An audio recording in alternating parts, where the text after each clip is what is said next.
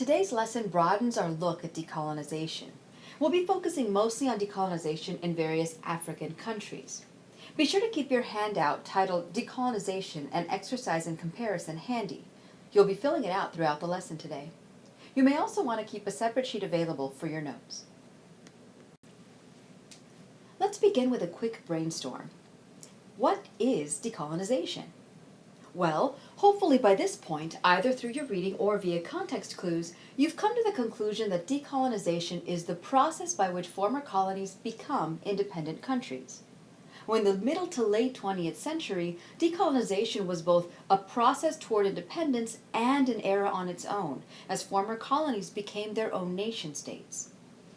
Between about 1945, or the end of World War II, and roughly 1980, about 100 colonies gained independence. Great Britain alone granted or recognized the independence of 49 states.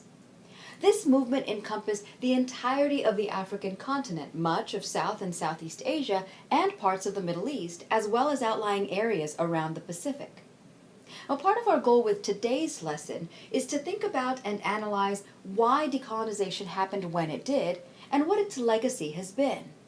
But first, let's take a look at the historiography of decolonization, what historians have written about this event, and explore one interpretation of why decolonization happened. Samuel Huntington was a political scientist and Harvard professor who published an article in 1991 called The Third Wave.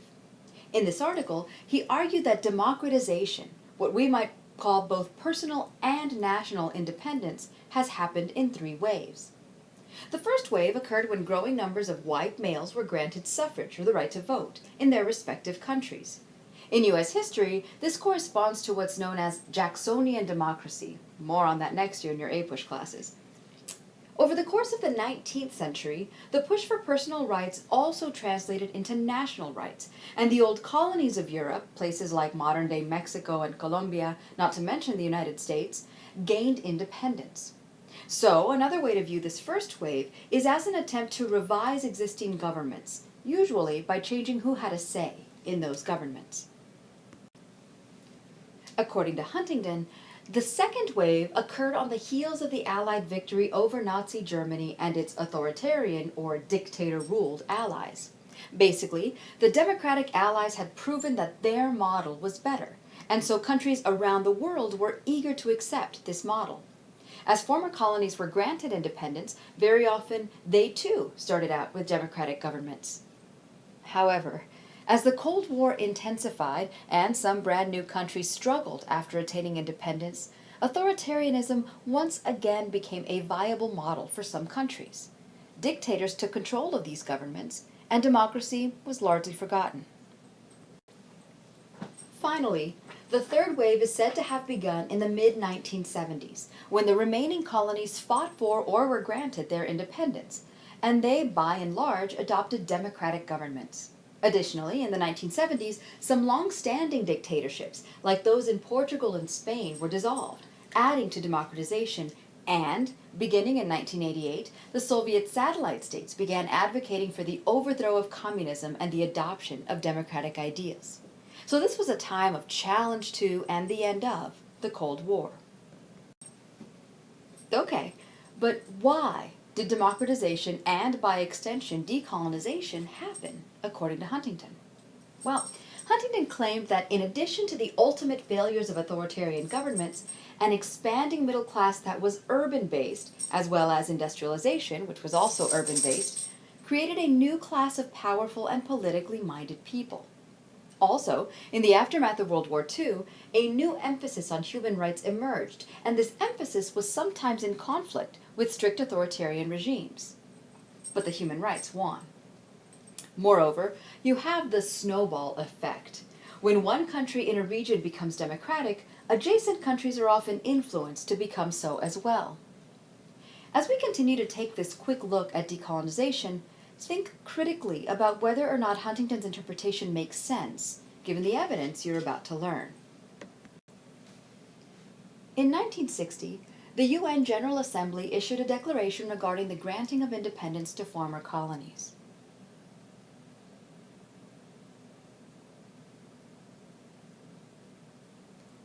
notice the inclusion of specific vocabulary like colonialism, sovereignty, subjugation, even self-determination.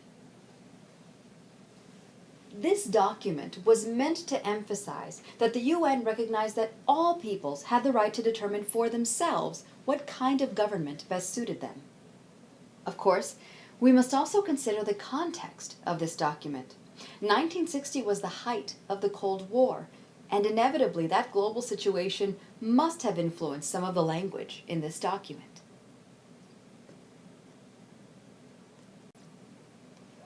This map gives you a sense of just how widespread decolonization was in the middle decades of the 20th century. It's color-coded to indicate former European colonization. Based on this map, which European countries seem to have had the largest colonial empire? Now, look down at the table on the sheet and take note of the European colonizers of the countries, Indonesia, Cambodia, Vietnam, Egypt, and Rwanda, listed on the table. Most of the areas in Africa and Asia were colonized by multiple European powers. Often, these territories changed hands as the result of diplomatic or military negotiations between European countries. Next, you're going to watch a Crash Course World History episode, episode 40, which very quickly reviews some of the major decolonization movements of this era. As you watch, remember to complete the tasks and respond to the questions on your handout. While both India and Congo are discussed in this video, those countries are purposely left off of your worksheet. India is not included because that country's decolonization is the focus of our in-class simulation. Congo is not included because that country is the focus of the next video you'll watch. Hi, I'm John Green. This is Crash Course World History, and today we're going to talk about decolonization. The empires European states formed in the 19th century proved about as stable and long-lasting as Genghis Khan's, leading to so many of the nation-states we know and love today. Yes, I'm looking at you, Burundi. Did you ever know you're my Burundi? You're everything. Stan, don't cut to the intro. I sing like an angel.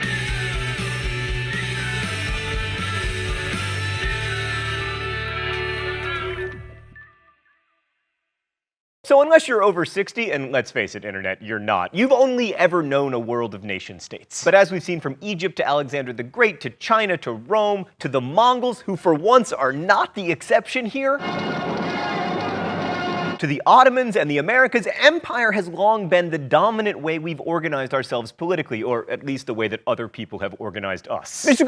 Green, so to them Star Wars would have been like a completely different movie. Most of them would have been like, go Empire, crush those rebels! Yeah, also they'd be like, what is this screen that displays crisp moving images of events that are not currently occurring? Also, not to get off topic, but you never learn what happens after the rebel victory in Star Wars, and as we've learned from the French Revolution to the Arab Spring, revolution is often the easy part. I mean, you think destroying a Death Star is hard? Try negotiating a trade treaty with Gungans. Right, anyway, so the late 20th century was not the first time that empires disintegrated. Rome comes to mind, also the Persians, and of course the American Revolution ended one kind of European imperial experiment. But in all those cases, empire struck back.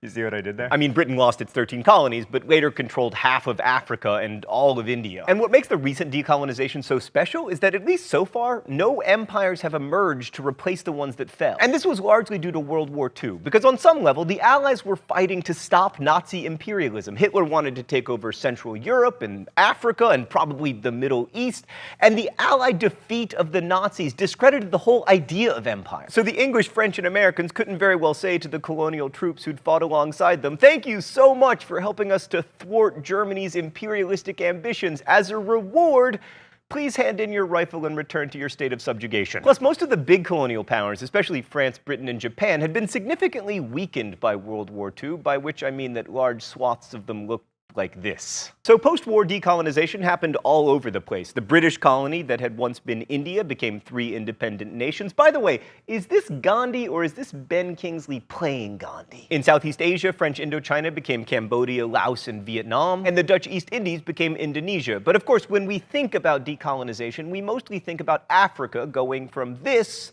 to this. So we're going to oversimplify here because we have to, but decolonization throughout Afro-Eurasia had some similar characteristics. Because it occurred in the context of the Cold War, many of these new nations had to choose between socialist and capitalist influences, which shaped their futures. While many of these new countries eventually adopted some form of democracy, the road there was often rocky. Also, decolonization often involved violence, usually the overthrow of colonial elites. For now, let's turn to the most famous non-violent decolonization, or supposedly so anyway, that of India. So the story begins, more or less, in 1885 with the founding of the Indian National Congress. Congress Party leaders and other nationalists in India were usually from the elite classes. Initially, they didn't even demand independence from Britain, but they were interested in creating a modern Indian nation rather than a return to some ancient pre-colonial form, possibly because India was, and is, hugely diverse, and really only unified into a single state when under imperial rule by one group or another, whether the Mauryans, the Guptas, the Mughals, or the British. Okay, let's go to the thought bubble. The best-known Indian nationalist, Mohandas Gandhi, was a fascinating character, a British-educated lawyer born to a wealthy family. He's known for making his own clothes, his long fasts, and his battles to alleviate poverty, improve the rights of women, and achieve a unified Indian independence from Britain.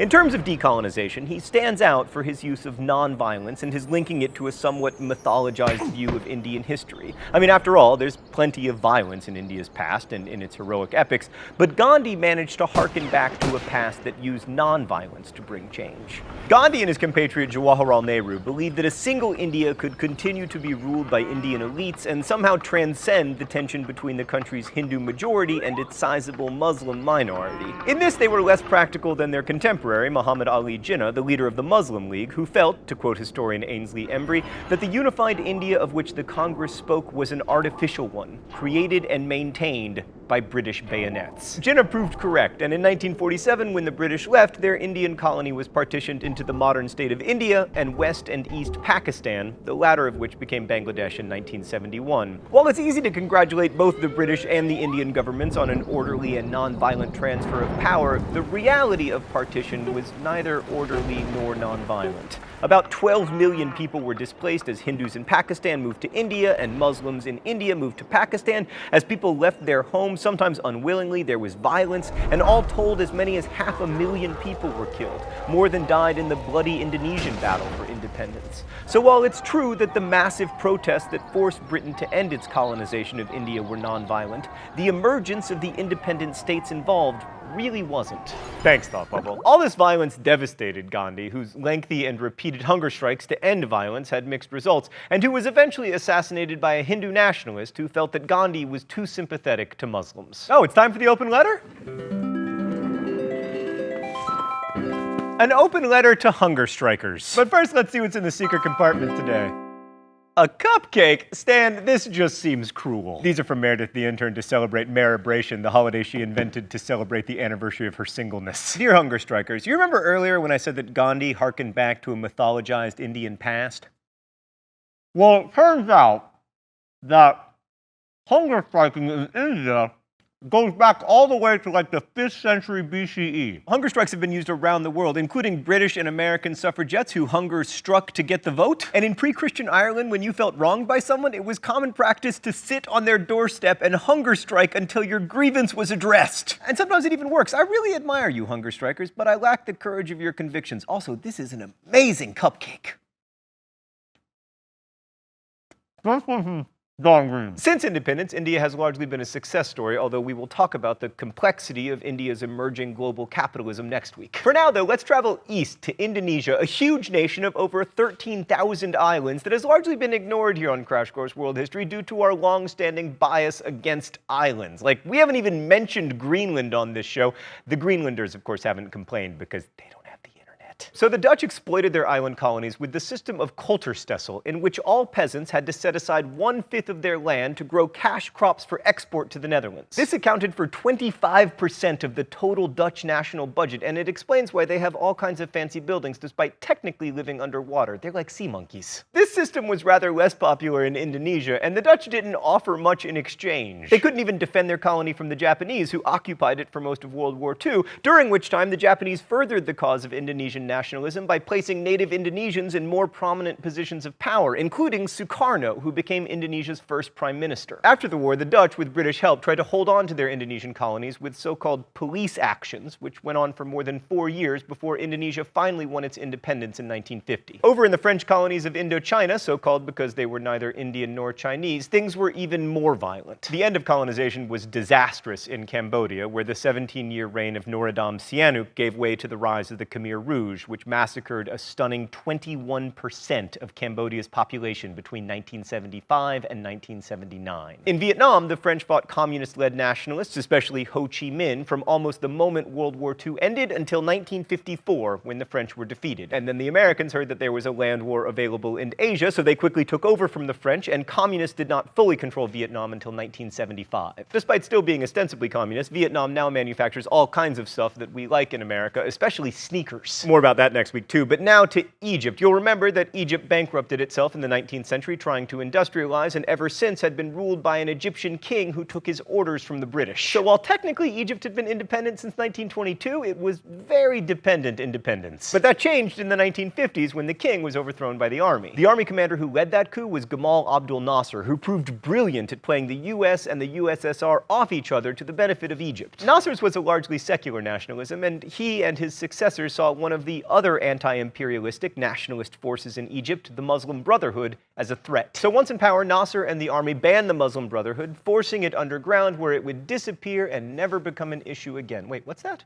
Really? And finally, let's turn to Central and Southern Africa. One of the most problematic legacies of colonialism was its geography. Colonial boundaries became redefined as the borders of new nation-states, even where those boundaries were arbitrary or, in some cases, pernicious. The best known example is in Rwanda, where two very different tribes, the Hutu and the Tutsis, were combined into one nation. But more generally, the colonizers' focus on value extraction really hurt these new nations. Europeans claimed to bring civilization and economic development to their colonies, but this economic development focused solely on building infrastructure to get resources and export them. Now, whether European powers deliberately sabotage development in Africa is a hot-button topic we're going to stay well away from, but this much is inarguably true. When the Europeans left, African nations did not have the institutions necessary to thrive in the post-war industrial world. They had very few schools, for instance, and even fewer universities. Like when the Congo achieved independence from Belgium in 1960, there were 16 Congolese college graduates in a nation of 14 million people. Also, in many of these new countries, the traditional elites had been undermined by imperialism. Most Europeans didn't rule their African possessions directly, but rather through the proxies of local rulers. And once Europeans left, those local rulers, the upper classes, were seen as illegitimate collaborators. And this meant that a new group of rulers had to rise up to take their place, often with very little experience in governance. I mean, Zimbabwe's long-serving dictator Robert Mugabe was a high school teacher. Let that be a lesson to you. Your teachers may have dictatorial ambitions. But most strongmen have emerged, of course, from the military. Joseph Mobutu seized power in the Congo, which he held from 1965 until his death in 1997.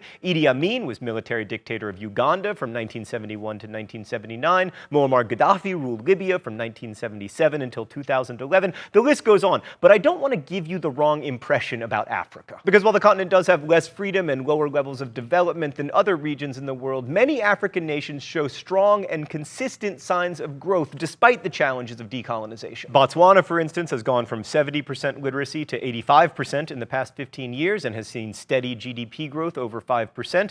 Benin's economy has grown in each of the past 12 years, which is better than Europe or the US can say. In 2002, Kenya's life expectancy was 47. Today, it's 63. Ethiopia's per capita GDP has doubled over the past 10 years, and Mauritania has seen its infant mortality rate fall by more than 40%. Now, this progress is spotty and fragile, but it's important to note that these nations have existed on average about 13 years less than my dad. Of course, past experience with the fall of empires hasn't given us much cause for hope, but many citizens of these new nations are seeing real progress. That said, disaster might lurk around the corner. It's hard to say. I mean, now more than ever, we're trying to tell the story of humans from inside the story of humans. Thanks for watching. I'll see you next week. Crash! As you now realize, if you didn't already, some countries had a much more difficult path to independence. One of those countries with a particularly brutal path was the current Democratic Republic of the Congo, the DRC. This next Crash Course World History episode, episode 221, will chart the DRC's decolonization struggle more closely. Hi, I'm John Green. This is Crash Course World History, and today we're going to talk about the Congo. Mr. Green, we're going to talk about the Congo? No, me from the past, you idiot. That is a dance. However, your epic ignorance does indicate that perhaps we don't do a particularly good job when it comes to talking about African history in world history classes.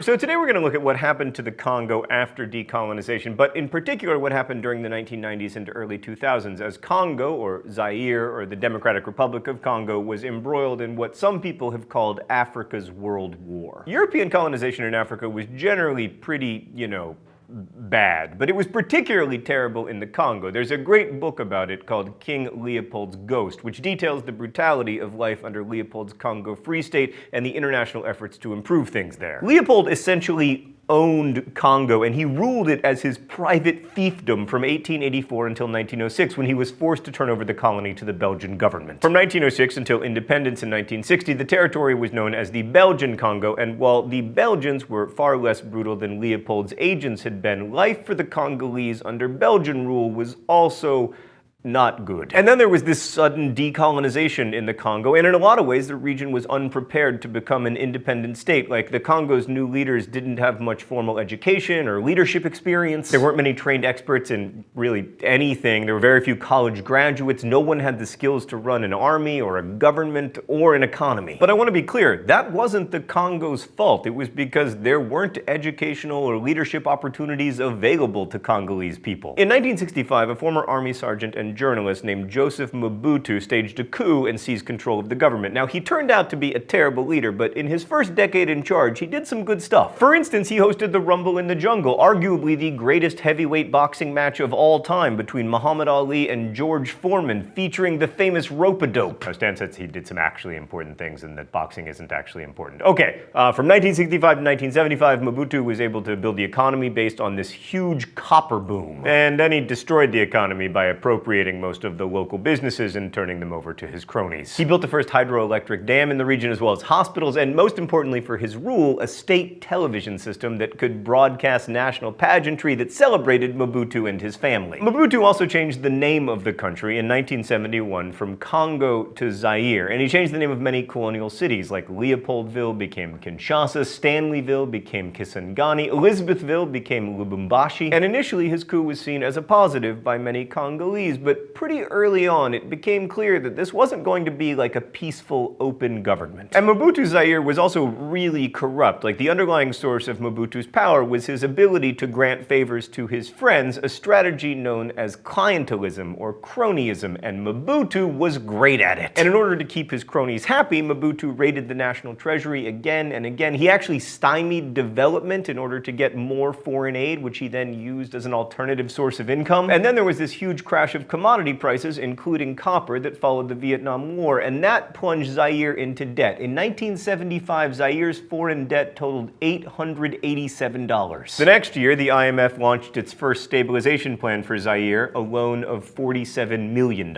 In exchange for that loan, Mobutu agreed to cut public spending, devalue the currency, raise taxes, and put the country's financial house in order. Needless to say, that did not happen. There was a need for more and more and more loans, and by 1990, Zaire's total national debt topped out at $10 billion. But even as Mobutu drove Zaire into decline, there were no serious challenges to his power because opposition was incredibly risky. Critics of the regime faced arrest, torture, exile, at times murder, and in the end, it was outside forces that forced Mobutu from power. So the Rwandan genocide of 1994 is familiar to many Americans, often as an example of the impotence of America in the face of post-Cold War problems, and also because it was horrific. But less well known is the role that these events played in the disintegration of the Congo. So conflict in Rwanda between Hutu and Tutsi people probably predates Rwanda's independence from Belgium in 1962. But the path to genocide began in 1990 when the Tutsi-led Rwandan Patriotic Front began to cross the border into Rwanda from their bases in Uganda. Between 1990 and 1994, approximately 20,000 people were killed and 1.5 million displaced in this conflict. And then in 1994, the plane of Rwanda's Hutu president was shot down, and Rwandan Hutus began murdering Rwandan Tutsis, killing between 800,000 and 1 million people in 3 months. This did not stop the Rwandan Patriotic Front, which in fact increased its attacks on Rwanda, and then under leader Paul Kagame, they succeeded in taking over the country, leading to more than 2 million people fleeing, most of them to eastern Zaire. Almost 850,000 people crowded into refugee camps around the city of Goma in Zaire. Kagame desperately wanted to hold the Hutus living in those refugee camps accountable for crimes against Tutsis, but in order to do that, he would have to invade a sovereign territory. So he helped to set up the Alliance de Forces Démocratiques pour la Libération, and yes, I did take 3 years of high school French. The AFDL, or AFDL for us French speakers, was made up of Zairians and would do the dirty work of killing Hutu refugees for Kagame, and to outside eyes, it would appear to be a domestic uprising against Mobutu. So on May 29, 1997, the victorious AFDL leader Laurent Kabila was sworn in as president of the newly renamed Democratic Republic of Congo.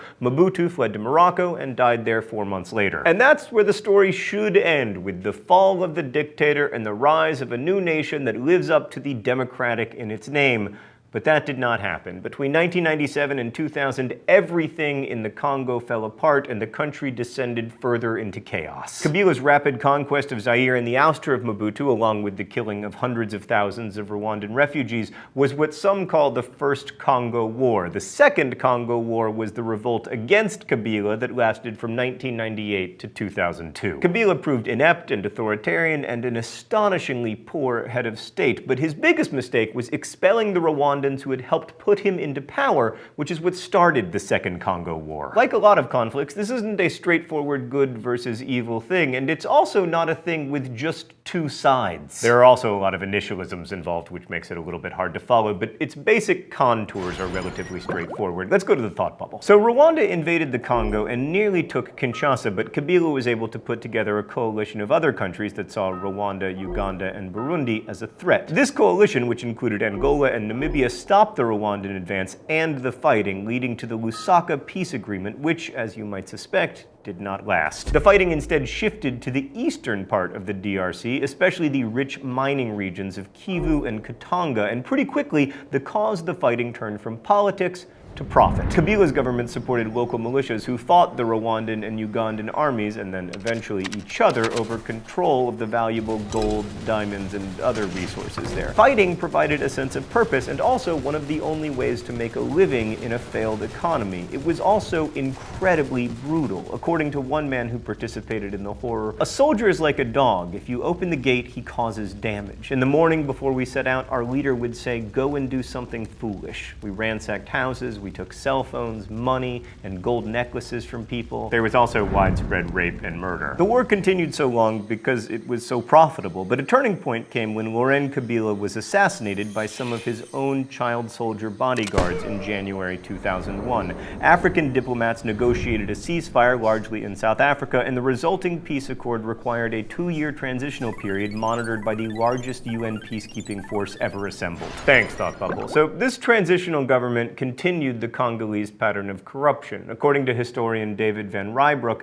they emulated the abuses of Mobutuism with a zeal that would have startled Mobutu himself. In the absence of an effective central government, nonprofit organizations and local civil society agencies, including Pentecostal churches, stepped in to provide some of the services that governments usually provide. And then on July 30th, 2006, the Democratic Republic of Congo held elections for president and parliament. Now, no single presidential candidate won a majority, and in the runoff election on December 6th, Joseph Kabila, son of Laurent Kabila, became Congo's first democratically elected president since 1960. What kind of democracy elects family dynasties? The Adams, the Roosevelts, the Bushes. We tried to do the Kennedys, but they kept getting assassinated. Sorry, this isn't a particularly funny episode. Even the jokes are dismal. The DRC created a new constitution with checks and balances, a new parliament, and a constitutional court. On paper, it looked good, but Kabila proved to be a ruler in his father's mold. He used violence to silence his main rival and had little control over most of his soldiers, the parliament voted salary increases for themselves while shirking most of the other responsibilities of governing. By 2009, only 5 countries scored lower than the DRC in the UN Human Development Index. Today, 30% of the population is illiterate and 54% have no access to clean drinking water. Now, for many Westerners, this is continued proof of Congo's backwardness, perhaps even hopelessness. And it's true that this region has had tremendous struggles in the 50 years since Europe left more or less overnight, having created an infrastructure that was designed not for a nation-state, but for a colony whose resources were to be extracted for the wealth of the colonizer. But these days, there is a new player in the world of international economic development: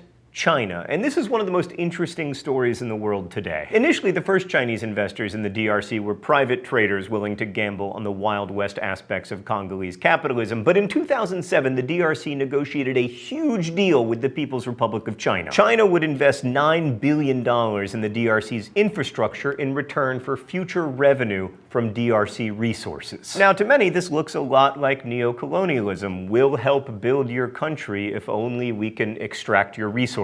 But at least so far, the biggest complaints have come not from the Congolese people, but from the IMF and other Western financial institutions that stand to lose the only leverage over the DRC that they still possess. So this is a very complicated relationship. Like, for instance, Congolese women are taking advantage of new commercial relationships with China to start their own businesses. And that's really cool. On the other hand, cheap Chinese textiles are destroying local manufacture in the DRC, just as they are almost everywhere. And it's far too soon to say whether this is going to be great for the people of the DRC or will be just another example of large powers using less powerful countries as like pawns in some big geopolitical game. Americans tend to have very negative views about Africa, which they tend to imagine very monolithically. But Africa is huge, and it is also hugely diverse. 7 of the 10 fastest growing nations in the world are in Africa. The DRC is not one of them, precisely because of the instability that it has seen in the last 50 years. This is one of the largest nations in Africa, probably the richest in natural resources. It's a magnet for Chinese investment, which will certainly be one of the most important stories in coming decades. And it's played a pivotal role in sub-Saharan African history in the last 50 years. Conflicts in the DRC also led to the largest UN peacekeeping intervention to date, the first joint European Union military action, and the first arrests and trials of the International Criminal Court. So this is a vital place in the world to understand and to study and to pay attention to. The events of the past 50 years in this part of the world are important for Congolese people who have suffered through them, but they're also important for the rest of us.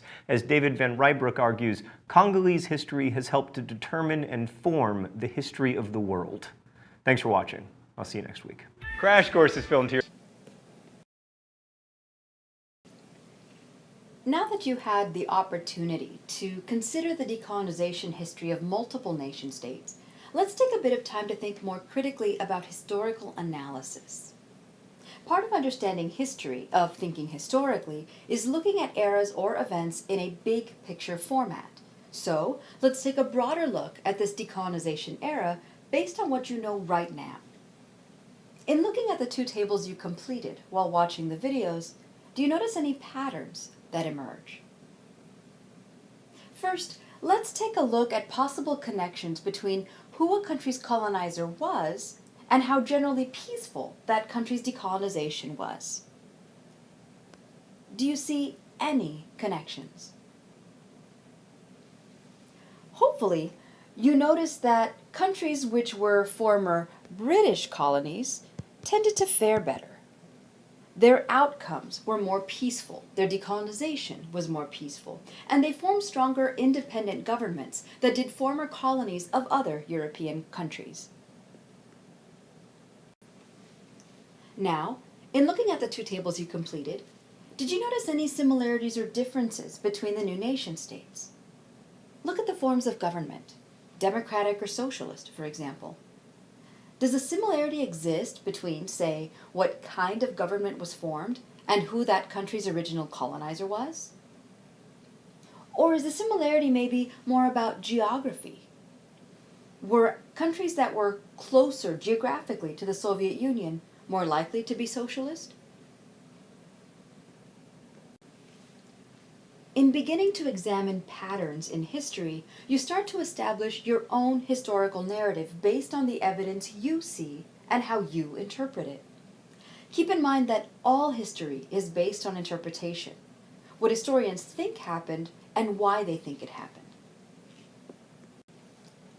The decolonization era encompassed the last few decades of the 20th century, but its impact is still felt today.